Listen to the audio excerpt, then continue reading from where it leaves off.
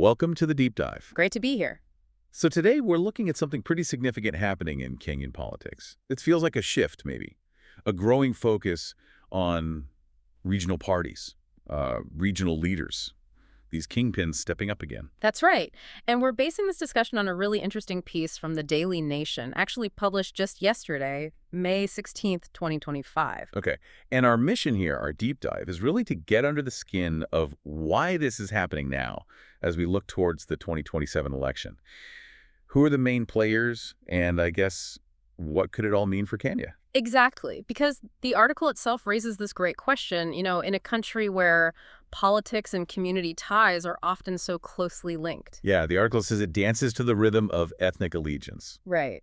So is this move towards regionalism a step backwards, maybe? Or is it something else, like a strategic realignment? Let's try and unpack it. The return of the regional power brokers. Well, the core theme, the main argument in the Nation article, is definitely this move away from those big national coalitions we've seen dominate recent elections. Instead, the focus seems to be shifting back towards parties that are, really rooted in specific regions, led by strong local figures. And the article calls it a steady retreat back to identity-driven politics. Precisely. It highlights how persistent those regional and often ethnic allegiances are in Kenyan politics. It's not entirely surprising, as they point out. And one event seems to be a major trigger, or at least a symbol, of this shift. The launch of this new party by the former Deputy President Rigathi Gachagua. Yeah, the Democracy for the Citizens Party, the DCP, kicked off on Thursday. Now, the article mentions the leadership looks kind of national on paper, the interim officials. Right, they have a national spread. But the suggestion is the real initial game plan is different. It's about consolidating support in Kenya first. That's what the insiders seem to believe, according to the article. The idea is possibly to challenge President Ruto's UDA party, challenge its dominance right there in Kenya. And they quote insiders directly, saying the strategy is to first drive out President William Ruto's United Democratic Alliance, UDA, from Mount Kenya region. That's quite a statement. It really is. And it hints, maybe, at some friction within UDA itself. Ah, okay. How so? Well, these same insiders cited in the article apparently talk about a feeling of marginalization within the UDA party hierarchy, possibly motivating Gachagua's move. So even within these big national parties, you have these regional dynamics playing out, potentially leading to splits or new formations. Exactly. It raises questions about how stable these broad coalitions can be in the long run when powerful regional figures feel sidelined. The article then brings up some history, talking about a potential Narc-like coalition forming. Yeah. NRC, that was the National Rainbow Coalition back in the early 2000s. A big deal then. A very big deal. A major political shift. And the article suggests something similar could be brewing now. Who's supposedly involved this time? It lists Gachagua, Kalonzo Musyoka from Wiper, Fred Matiang'i, the former Interior CS, Uhuru Kenyatta's Jubilee Party, and Eugene Wamalwa's DAP Kenya. Quite a lineup. And their goal? Stated goal, according to the report, is ambitious. Make President Ruto a one-term president. Wow. Okay. And how are they planning to do that? What's the strategy? It sounds like a phased approach. First, mobilize and strengthen their own regional bases, really shore up support locally. Right. And then maybe next year announce a larger coalition. So build from the ground up, it seems. Makes sense. Are there other examples of this regional focus mentioned? Oh, yes. The article points to what happened after Musalia Mudavadi's ANC party folded into UDA. Right. A new party, the Democratic National Alliance, or DNA, was launched seemingly to fill that gap. And they quote the DNA leader, Godfrey Kanoti. What did he say? He basically asked, ANC party was folded and they never cared about members, so where do we go to? Just stay without a home. It really highlights that feeling of being left out when national mergers happen. So mergers at the top can create openings at the regional level. Interesting. Definitely. And it's not just new parties. Kalonzo Musyoka is apparently planning to rebrand his Wiper party. Which is already dominant in the lower eastern region, right? Exactly. So maybe a move to refresh things, re-energize the base. And the article sort of maps out the existing strongholds, too. Yeah, it lays them out. UDA likely focused on the Rift Valley, especially if Kenya becomes more contested. ODM in its traditional areas, Western Coast Nyanza, Ford Kenya in Bungoma, DAP Kenya in Trans Nzoia. It paints a picture of quite distinct regional power centers. It does. And CIA Senator Dr. Oburu Ojinga apparently confirmed these strongholds. He even mentioned potential ODM-UDA cooperation in some by-elections. Cooperation? How? The idea reported is that they might avoid competing directly in each other's recognized strongholds, sort of respecting the boundaries, if you will. That's quite telling about the acceptance of these regional divides, maybe. It certainly suggests a pragmatic understanding of the current landscape, but then you have Fort Kenya saying absolutely not to folding into UDA. Oh, right. What's their stance?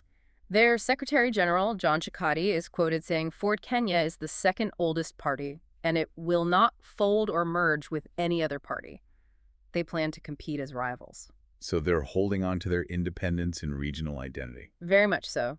It shows not everyone is buying into the large coalition idea, at least not through mergers. They want to keep their own leverage. But this whole trend, this return to regional focus, the article raises some worries too, doesn't it? About ethnic polarization. Yes, that's a significant concern flagged in the piece. The fear that the rise of regionalism is also reviving fears of ethnic polarization. It's a sensitive point in Kenya's history. Definitely. Critics worry it could undermine efforts towards national unity. Exactly. That it could roll back gains made in building national unity through broad-based coalitions. The worry is that focusing too much on regional identity might deepen those ethnic lines. But it's not necessarily ruling out future alliances. No, the article makes that clear. It seems more like a strategy to consolidate regional power first, perhaps as a stronger base from which to negotiate national alliances later. Okay, got it. And the institutions, like the Electoral Commission, IEBC, and the Registrar of Political Parties, they must be watching all this closely. You assume so. The article mentions this explosion of activity with new and reactivated parties. So questions around funding, vetting candidates, coalition rules, all that stuff becomes even more critical. Absolutely critical. How these institutions manage this, their perceived fairness and transparency, will be hugely important for how things play out towards 2027. Now, the Daily Nation included some analysis from an academic, Prof. Jitale Naituli. Yes, from Multimedia University. And his take is pretty stark. What does he say? He suggests that because of all these developments, President Ruto is now facing a complex and narrowing path to re-election. Narrowing path? That sounds serious. Why? Prof. Naituli specifically links it to Gachagua's move and what he calls the fragmentation of Kenya politics. He argues this weakens a critical pillar of Ruto's 2022 win. Because there were expectations in Kenya that haven't been met. That's the argument. Expectations around, political reciprocity and economic empowerment. Naituli says the feeling is these haven't materialized. Leading to discontent, according to the professor. Discontent over things like stalled development, youth unemployment, and this perception of betrayal. These could really sway voters there. And Gachagua himself, at his party lunch, he didn't hold back, did he? Not at all. The article lists his criticisms of the current government. Things like punitive taxation, poor public service delivery, the high cost of living, healthcare issues, bad policies, poor governance, insecurity, and even pathological lies. That's a heavy list. It is. And his message to the government was very direct. He said, the people of Kenya have unfinished business with you. We have a date with you in August 2027. He goes on, we have not forgotten what you did to our economy or to our young men and women in June 2024. We have not forgotten the countless lies and empty promises. We have not forgotten. We shall remind you in August 2027. So very clear fighting talk, setting the stage for a major challenge. Undeniably, it signals a real political break and a serious mobilization effort. So wrapping this all up, the article lands back on that central tension, doesn't it? Yeah. Whether this trend will deepen democracy or divide the country remains to be seen. Exactly. It really captures the crossroads moment this seems to represent. And the analyst's final word reinforces that. Yeah, that the political battleground is shifting and the age of the regional kingpin is far from over. It emphasizes just how dynamic things are and how crucial these regional players will likely be. Okay, so to quickly recap our deep dive. Kenyan politics is clearly in a state of flux. We're seeing this strong comeback or maybe re-emphasis on regional parties and their leaders. Seems like a key trend heading towards 2027. Driven by, well, a mix of things, it sounds like. Maybe feeling marginalized in bigger groups, maybe a strategic decision to consolidate power locally first. Yeah, a combination of push and pull factors, probably. And this leaves us, and you listening, with some big questions. Right? This return to regionalism, what does it actually mean for national unity in Kenya?